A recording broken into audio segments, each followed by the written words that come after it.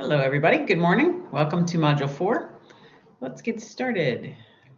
Let me share my screen with you. Hope you're all doing well. It means you've successfully gotten through more than half of the course, technically, right? Let's see here.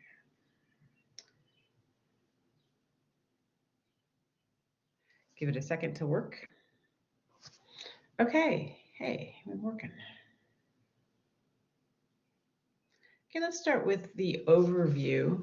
Module 4 is kind of a little bit of a transition as we move into that major project that I've been talking to you about for this whole semester, right? So let's look at this pacing account.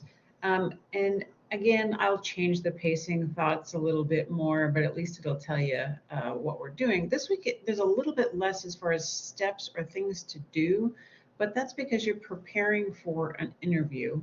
That we've been talking about that you've been preparing for already, and then selecting and reading the secondary sources to help you with that project. Notice that over here in yellow, journal number 6, which will be again aiming towards that final project, all 4 parts of that interview are going to be due by Sunday. Okay, so we don't have a ton of learning resources, but let's take a look at those learning resources today. There's only one here, and this is a really interesting link, Knowing Ways People Use Sources. Now, this article assumes that you have used sources before and have the basics down. So what they're asking you to take a look at here is sort of fine-tuning or honing the usage of the sources. And in this case, it'll be secondary sources that are informing you about your research for the interview. So this is stuff like, how can you use those sources well? And I know that some of you feel that pressure because I know I'm supposed to have a bunch of sources. I know I need the credibility of the sources. Do I just sort of pick and choose and drop them into my writing, or how do I do that, right? So this article is going to help you with that. It's going to show you ways of not doing it, ways that people commonly do it, but probably aren't the best ways. I'll give you an example. It's kind of an entertaining article, actually. He names them funny things. Like here's one, he calls it the armadillo roadkill. If you've ever been to Texas, you know that armadillos are commonly the roadkill there. Here up in Indiana, we see more raccoons, but same thing. So this is basically, everyone in the car hears it, bump, right? Oh no, I didn't see the armadillo, it just came out of nowhere, right? And then the poor thing is dead and flat on the road. And that's kind of how this quote works.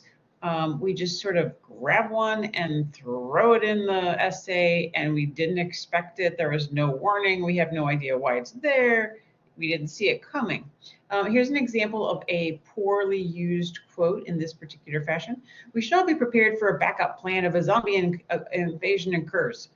Quote, unlike its human counterparts, an army of zombies is completely independent of support.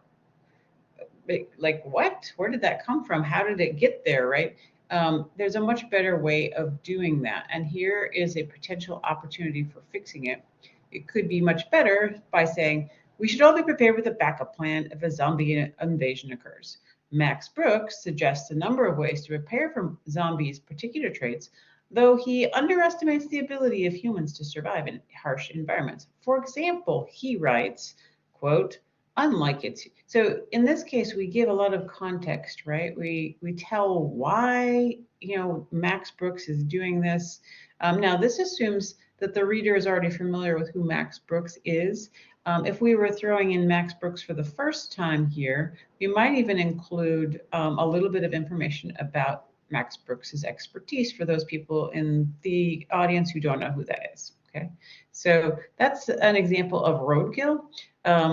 He names them all funny names, like this is dating Spider-Man. Okay, so I'm not going to read through all of those for you, but I highly recommend that you take a look at this article and think about the ways that you are including the sources in your essay. And now what happens here, I don't give you a quiz and say, let's let's test you on all of the ways that are poorly uses of including quotes.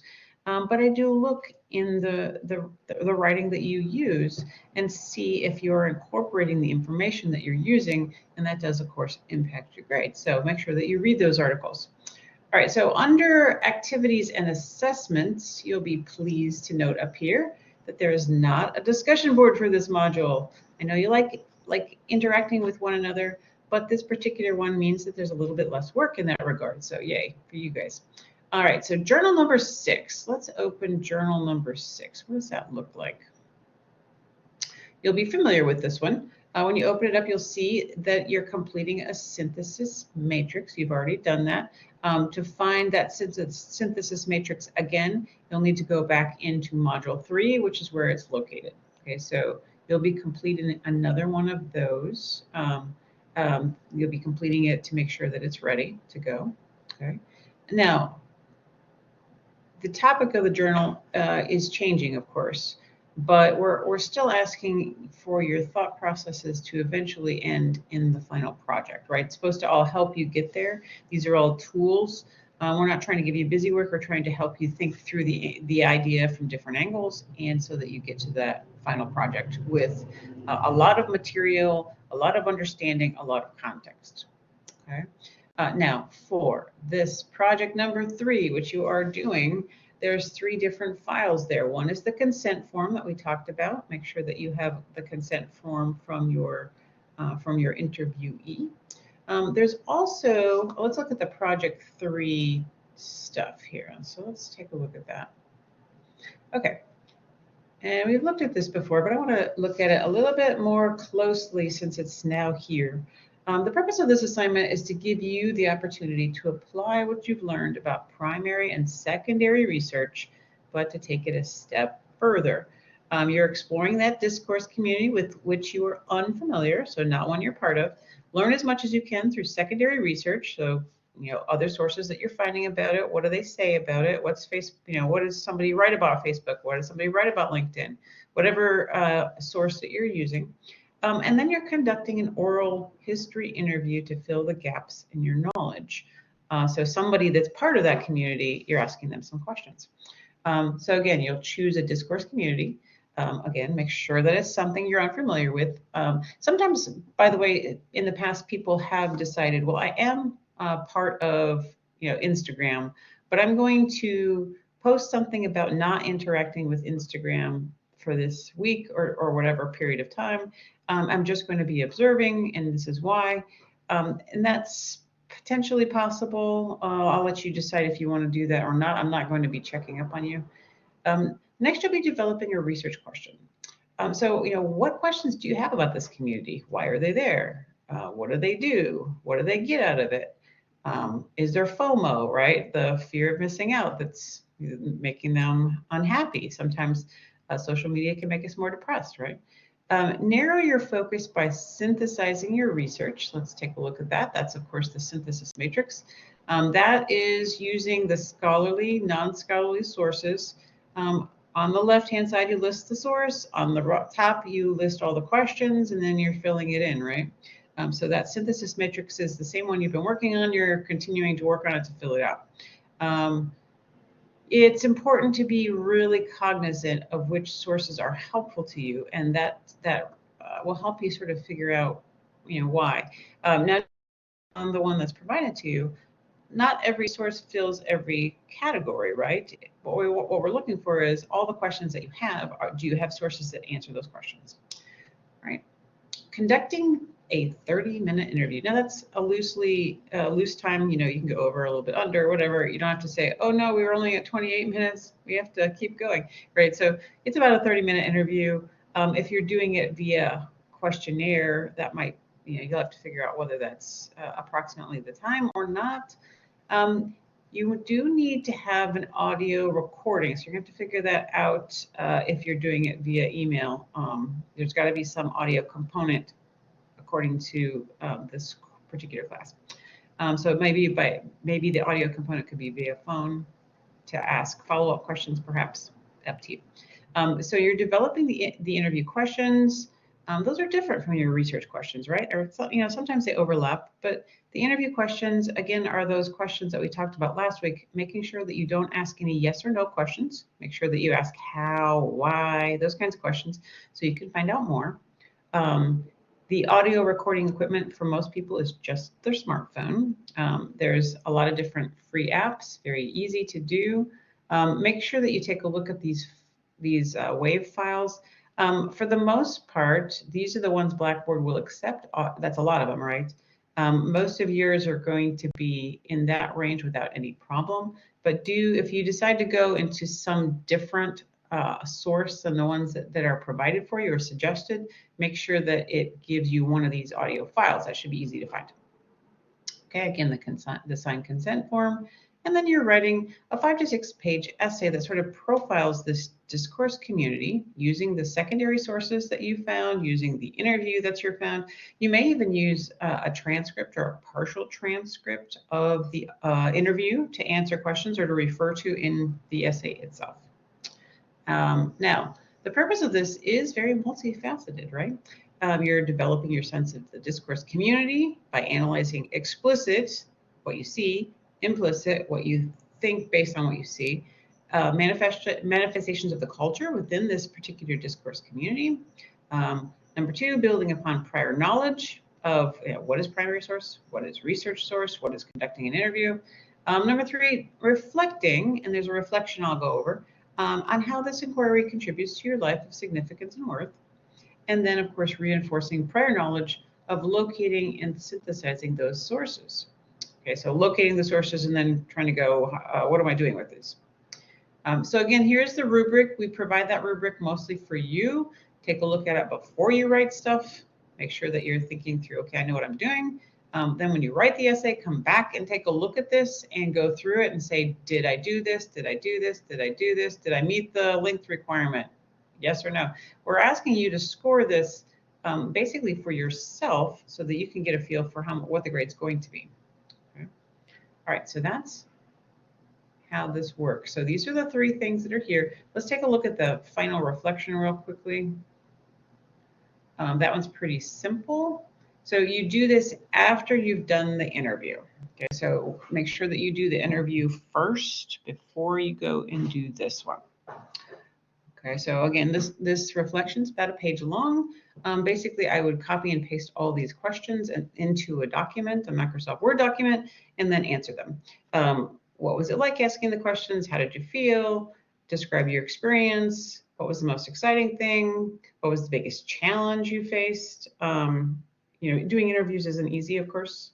The videos that we've provided for you last week to kind of help you through that makes you see that, right, doing an interview is a skill set that you have to develop and practice. So if it didn't go perfectly, don't worry about that.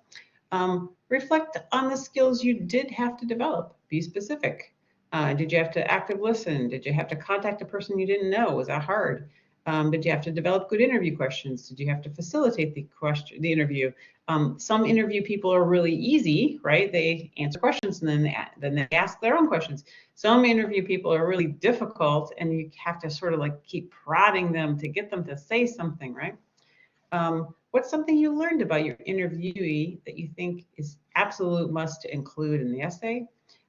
Which questions were most fruitful, right? So that's important. Like what worked, what didn't?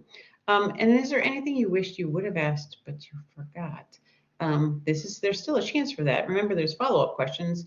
Maybe you interviewed them, but now you could send them a quick email saying, hey, thank you for doing that interview with me. I thought of another question. If you don't mind, what do you think about this question? Right? So there's that also. This gives you the opportunity to think through that.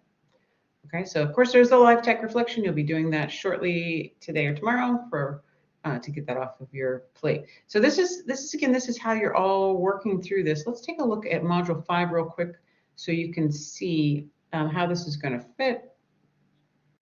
So the module 5 assessments, there is a discussion board that'll help you think through the essay itself, right? The essays to be coming. Okay, so next week you'll be doing only those two things: writing this draft, your first draft of that essay, and posting it in the Blackboard, interviewing, taking a look at each other's, like what did they do? How did they do the interview? How did they incorporate the interview, right? Okay, so that's going to be really helpful to you. And then eventually in Module 6, you can see what's going to be due here. There's the place for the interview Dropbox where you're going to submit the interview final draft essay. There's going to be a portfolio where you're choosing some of the things you've done and putting them together for me. Okay, so this is how it all sort of comes together, right? Lots of things to think through. So again, let's go back to this week. So I don't want to confuse you too much. What's due this week? All right, oops, module. You want to go to module 4. You're done with this one. Okay, so preparing for the interview, preparing for the interview, preparing for the interview. By Thursday, you should have conducted the interview, got the consigned consent form, and completed the interview reflection. On Friday, you're going to have transcribed the interview. I will show you how to do that shortly. So Friday or Saturday, you should have transcribed the interview that you've completed it. And then by Sunday, putting all those parts together to turn in, which would be the consent form, the audio recording, the reflection, right? All these things. So now let's take a look at one more option for you. If you do not like any of the options for doing the recording itself, another one here, we call it ScreenPal. It used to be called Screencast-O-Matic. This is really simple. This is how it looks like when you're signed in. It's free. You can take a screenshot, which we don't want to do as much. We want to launch a recorder. So you would click that button up there, and it'll ask you, do you want just the screen? Do you want just your face? Or do you want both? And usually I click both so that people can see a little tiny picture of me up in the upper corner and then whatever I have on the screen. Or if you were actually just doing an interview, you could do it that way. And it is a max of 15 minutes. So if you happen to use this particular thing, you'd probably want to do two separate videos. So it's not the ideal one, but it's another option for you. Okay, so moving back over to Module 4 stuff. We'll get back to her in a minute. I want to show you how to do a transcript. So an easy way to do a transcript. So what I'm doing is I'm going to open up Microsoft Word. Blank document. All right, so you have a blank document in front of you. Okay. Now, there is a little microphone button. Do you guys see this little microphone button? Upper right-hand corner. It says Dictate. If I click on that,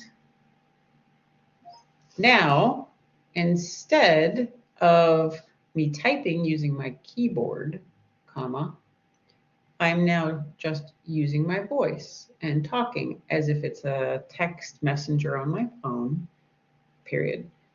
Now, the computer, Microsoft Word, is just writing down everything I say, period. So transcribing.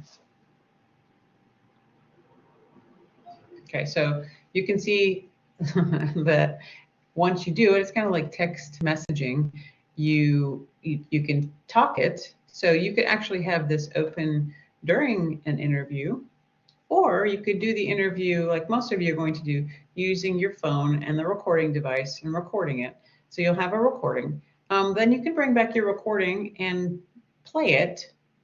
And it's this, the Microsoft Word. So open up Microsoft Word, click on Dictate, then click Play for your for your transcript. And this is just going to, so your phone is playing the interview, blah, blah, blah, blah, blah. And Microsoft Word is going to transcribe it all for you. So you don't have to type it yourself. In fact, who would want to do that? That doesn't sound very fun. So this is an easy way to do it. Obviously, after it transcribed it, you're going to want to read back through it to make sure that it makes sense and probably to add people. So generally, a transcript kind of goes like this. So we might make it bold or highlighted or all caps. So you'll have something like this. So you might have interviewer says blah, blah, blah, interviewee says blah, blah, blah, or the name, right? So you could say, in my case, I would say Sherry Benuski says this. And then when the when we change in the recording to the other person, when you're transcribing, you usually include their name. Okay, so a transcript will look a little bit like this. You know, question, answer, question, answer, and so on. Okay, so again, this is a really easy way to dictate. All you do is open up your Microsoft Word and look for this little button and click on dictate, and all of a sudden it says listening, and there it's typing. Period. It's obviously not perfect. So play around with it a little bit, but it's really cool. There you go.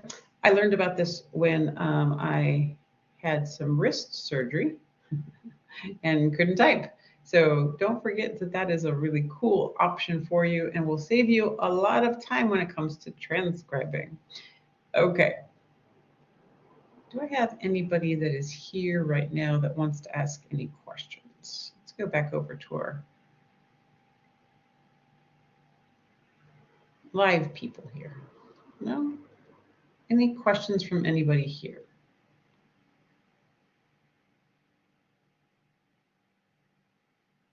Okay, all right. So in this case, I want to put together something that several of you have asked. And what you've asked is, why do we keep having to do reflection? Why does Indiana Tech require reflection so frequently as part of the grade?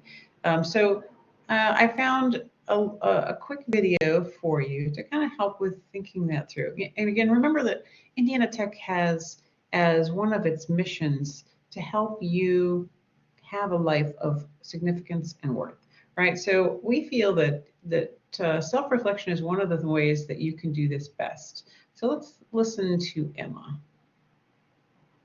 Tell us why.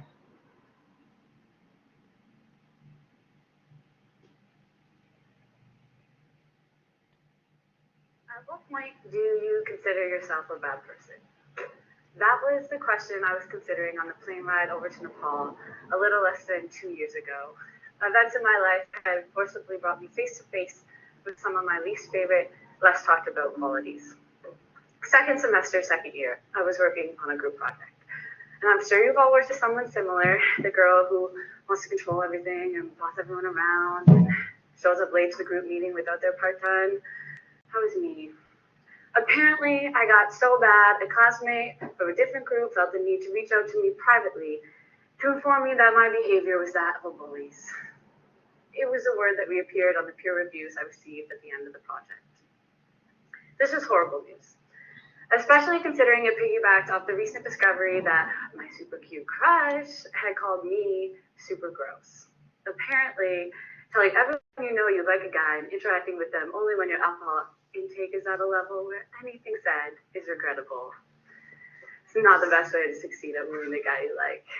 So it seems easy now to spot the errors of my ways, and perhaps it always was, but it wasn't always for me. Because examining the reasons I did things meant acknowledging that my reasons were, well, shitty reasons. I would show up late to the group meeting, got my part of the project done because I wanted to see the boy I liked so we could talk and we could dance and we could fall in love and blah, blah, blah, blah, blah. And I was crushed when I realized the kindness I preached to others to practice was something I myself was unable to extend to my peers. And being called super gross by my crush at the same time just sort of seemed to invalidate my inadequacies. So I had to come to the idea that there was another decision that maybe I could have made. I have up on the slide behind me a game I'm sure you're all familiar with. Right? Okay. Now, picture these two options. First option, would you rather get drunk Wednesday to Saturday, show up to group project, only half your part completed, have pictures of yourself on Instagram, maybe talk to the boy you like? Or would you rather, option B, go out for a night to dance with your friends after going to the library to responsibly finish your part of the paper, which you will bring to your meeting sober and on time on Sunday? Okay, so the sad thing is, folks, if you would have asked me the Tuesday before my group meeting what option I would have chosen, I would have told you it was option B every single time. And then come Wednesday by around 4 p.m., I would have went and done the first option every single time. There are times in your life when you make a decision that isn't reflective of who you are. Let's call that decision a mistake. And there are times when people make that decision so consistently that gradually it becomes part of their lifestyle and it is reflective of who they are. I was crushed, I'm repeating this part, when I realized that the kindness I preach to others to practice was something I myself was unable to extend to my peers, and being called super gross by my crush at the same time just seemed to validate my inadequacy. So I wanted to change, half because I wanted to be a better person, and half because I wanted to prove to everyone else that I could be a better person. And because the universe wanted to make the lost little white girl into even more of a cliche, I realized all of this just in time to fly across the world to spend the summer in Nepal finding myself. So, it is here that I must stop and give credit to Renaissance College, the leadership faculty at UMB that nobody knows is a leadership faculty at UMB, for making us so familiar with the process of change. We had a presentation from my prof, Nathan Thompson, during my first semester at RC, after we had missed the mark yet again on our current affairs assignment, in which we were supposed to analyze a recent news article. There was one slide in particular in this presentation that I kept going back throughout my entire degree. And no, it wasn't because of the Star Trek reference. I didn't get it. He was upset. So this is a process of critical reflection. And basically, you go through this and you ask yourself what happened, describe the experience. And then you ask yourself why that happened and how you felt about it. Now, then you're asking yourself, what is the significance of this? Am I looking at it in a different way? And then after you realize that, you go, well, what am I going to do now after having realized all of this? So, flash forward to sad Emma on the plane to Nepal, who was looking back on her life and wincing at the choices she had made in the person they had turned her into. And so she made a list. Check yourself before you wreck yourself. These were the values I wanted to live by, and I knew that it wasn't safe to leave me to my own devices. If I really wanted to become a happier, more fulfilled, compassionate human being, autopilot had to come off. So, an example of the reflection process. In the spirit of practicing humility, I was trying to be less jealous and competitive. I had a year's worth of group projects to go back to, and I could not fail another peer review. So, scene. My dear friend Kathleen and I were volunteering at a care home for Tibetan children, and being useless at pretty much everything else, one of our main tasks was peeling potatoes. Every morning, we peeled potatoes together, and every morning, I made it a competition to see who could peel the potatoes the fastest.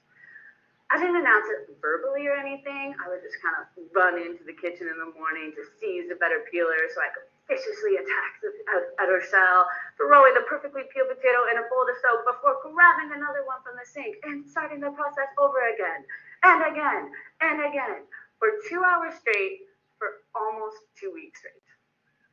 Cue the reflection process. So, first of all, oh my God, I am really competitive, I've just realized. Second one, wow, this actually contributes really negatively to my surroundings because Kathleen is now scared of me and will not talk to me in the afternoons. Third one, okay, why am I doing that? I really just feel a need to compare myself to her because for some reason I really want to be better than her. Maybe it's because my crush called me super gross. I don't know. Anyways, fourth, now that I know this, I am going to make an active effort to be nicer to Kathleen because she actually is my really good friend and I do not want her to hate me for the rest of my life. Okay, go back. Okay, so, right. Yes, thank you. So, and a week later, it was May 19th, and I was writing in my journal about how fun my chores were becoming. We were listening to music, and how much improved my communication was with Kathleen.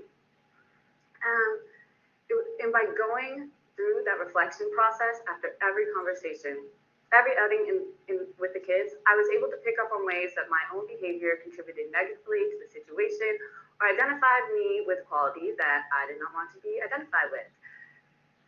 spoiler alert, but you want to know who uses processes like this? Guys like Elon Musk use this kind of critical reflection process because they don't want to tell themselves nice stories about how their product is the most effective or innovative solution. They want to know it is.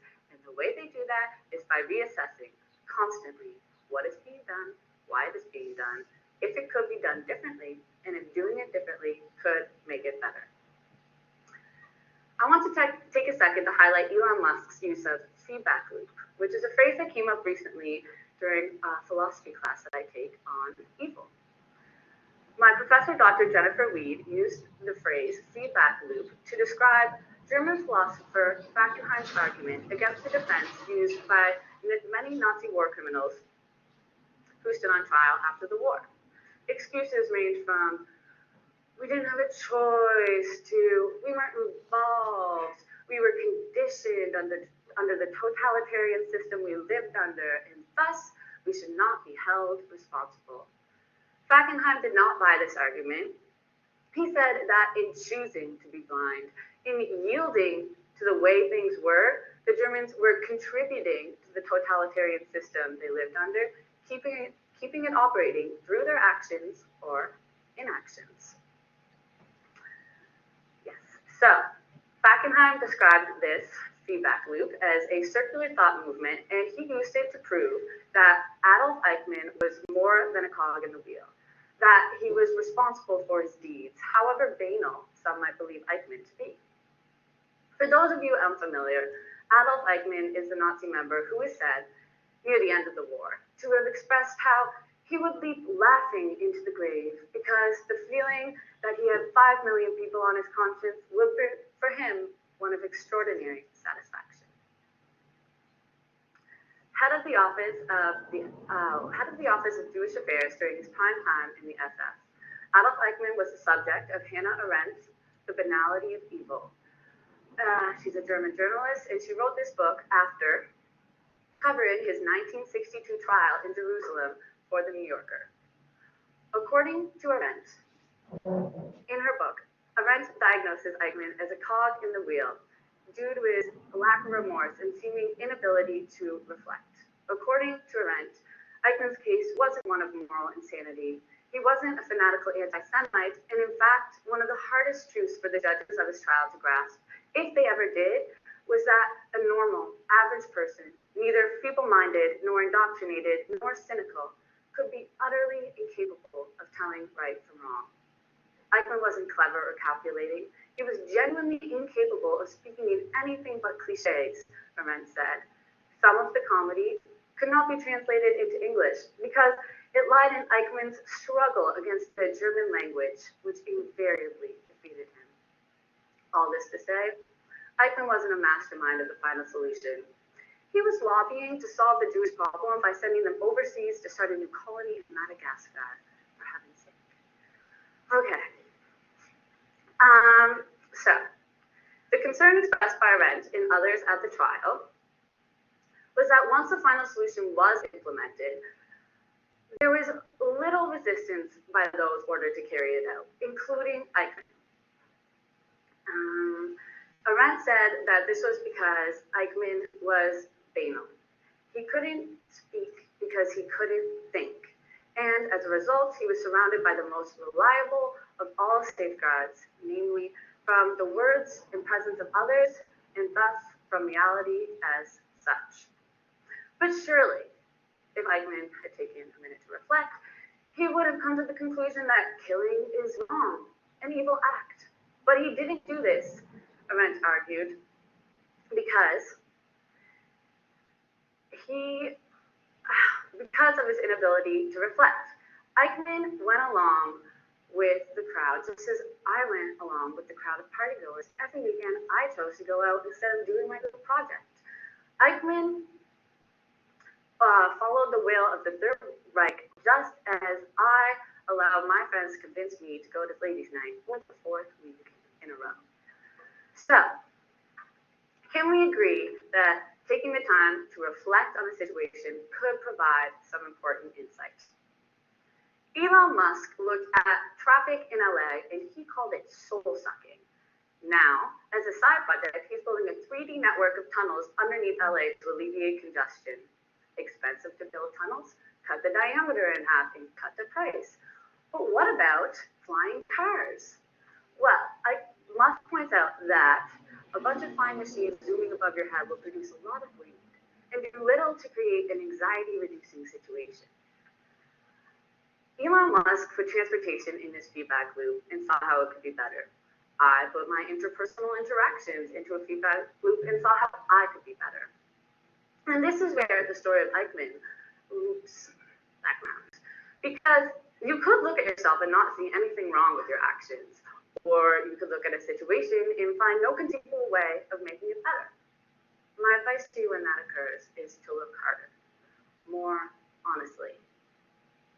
Towards the end of my degree, I decided it would be a great idea to come back and get another degree in engineering. I had been doing my honors thesis in international development studies at the time, and I had been examining the water supply system of Nepal's capital city for so long, and after seeing the effects of it firsthand the summer before, I just almost felt like I had to be an engineer to do my part, and to give back.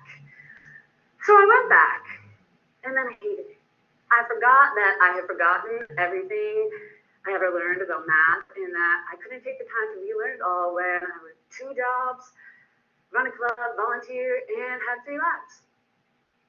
And at first, that was hard for me to admit, because I felt like it was admitting that I wasn't smart enough to get an Eng degree. After my 3rd breakdown in the 2nd week, I asked myself, what are you doing? Why are you doing it? And is your why worth all the tears that are inevitable to your future if you continue down this path? Proving to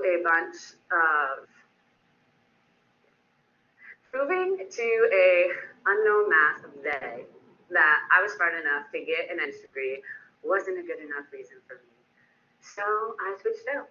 And I endured the 8 months of fumbling over what I was studying or why I was still in school, because it was better to admit that I was wrong about wanting to be an engineer than it was to spend 4 years miserable in head hall trying to prove that I wasn't. Okay. And now I'm going to talk about how this is a part where Falkenhayn-Arendt missed the argument. Eichmann was placed in a system where he was ordered to do deeds that should have made him cry. But he didn't, Arendt argued, which she said was due to his lack of reflection. Falkenhayn says, but what if it wasn't all about his lack of reflection? Maybe his desire to be a somebody was so great that he was unwilling to look too hard into what was being sacrificed to give him that feeling. Falkenhayn found flaw with Eichmann because Eichmann did not think what was most in need of being thought. Although in the case of Eichmann, yielding to external realities was not the best choice and was credited to not reflecting. There were less morally trying times when sometimes the only thing you can do is yield, like the case with my crush. Being okay with my crush not liking me back was the first step in accepting that I wasn't super gross. Holding on to the reality of us being together required him having an opinion of me that he wasn't obligated to have, and it required putting my self-worth in the control of someone else's hands, which it should never be. So I stopped in a really roller coaster kind of way, with the help of friends, family, books, pens, and strangers on the internet. But I did it myself because in the end, every decision made was a decision I made to move forward. Pick up a journal, go for a walk, reflect on your life, your work, those around you. Practice perspective through a book, a conversation, a trip to Nepal. Use this awareness and knowledge to propel yourself forward. But don't be fooled into thinking that it is a linear process. It is easy to forget the revelations that you've made and the new habits that you've acquired. And when you do remember, it honestly really feels like you only go backwards. But I promise, it is 2 steps forward, 1 step back. The thing that keeps me moving forward, no matter how difficult it is to accept that I might never get over finding my flaws or never be the perfect individual I want to be, is by looking at all the beautiful people in my life, how they accept themselves and fight against their own flaws. And I feel inspired to do the same. See something about yourself that you don't like, change it. See something about yourself that you do like, love it, and let it go. Let it grow. You don't have to go to Nepal to find yourself, folks. Thank you. Okay, so it's a little cheesy. I chose that one on purpose because it's a real person. It's a real person like you. So I wanted you to see how that particular person might work if you were actually doing this yourself. So let's take a look at any last questions that you guys might have. Let me get rid of this here. I can do that.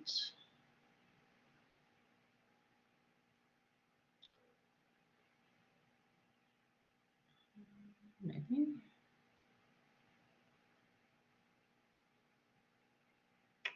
Yeah, there's always some technology that's allowed, right? Okay, there we go. Back to our normal, back to our normal end. So I don't have anybody here that's live today, and that's okay. So that means most of you are watching this recorded. Make sure that you do this early in the week. Make sure that you get on with the rest of your week, and don't forget the reflections. Remember